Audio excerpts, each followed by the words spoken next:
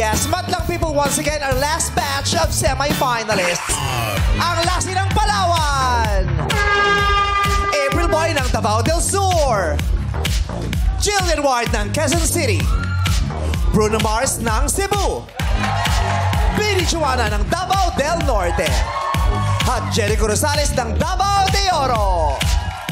Ang tatlong makakakuha ng pinakamataas na average scores ay makakatanggap ng tig 20,000 pesos at pasok na sa Ultimate Face-Off sa Sabado. Congratulations na pasok ka na sa Ultimate. Di naman ganyan. Paano ba? Paano ba, Darren? Paano ba? 20,000 pesos. 20,000 pesos. Aray! Sabi niya taga, hoy, di naman ganyan. Pasungin. Siyempre, mahaba yung flight niya. Mahaba yung flight. Di ba kaon? Pagkalapag mo sa Paano pag kinatayo ni Eric Santos? Paano, Eric? Gusto kong ikaw ang pinakamasaya. Paano pag si Vina Morales ang kumanta? Hoy, hindi ko na alam si Miss Vina. Kaya mo yon. Gusto kong ikaw ang pinakamasaya. Sir Gary V. Gusto kong ikaw ang pinakamasaya. Kung ikaw ang pinakamasaya. Mabitawang-tawa ka. Okay, sandali. Si Maverick, tuwang-tuwa si Mabe na pinaglalaroan ka. Okay, sandali. Kantahin mo ulit.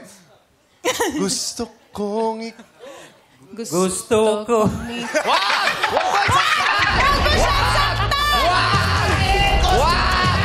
Kaya mo si Eko! Ibabalik pa sa wardrobe yun!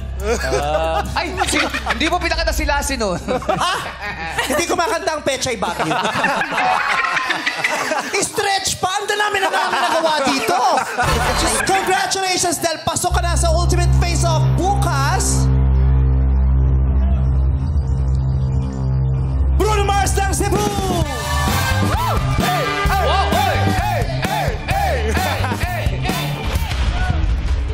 Kasama ka rin sa mga gaganap pa tomorrow.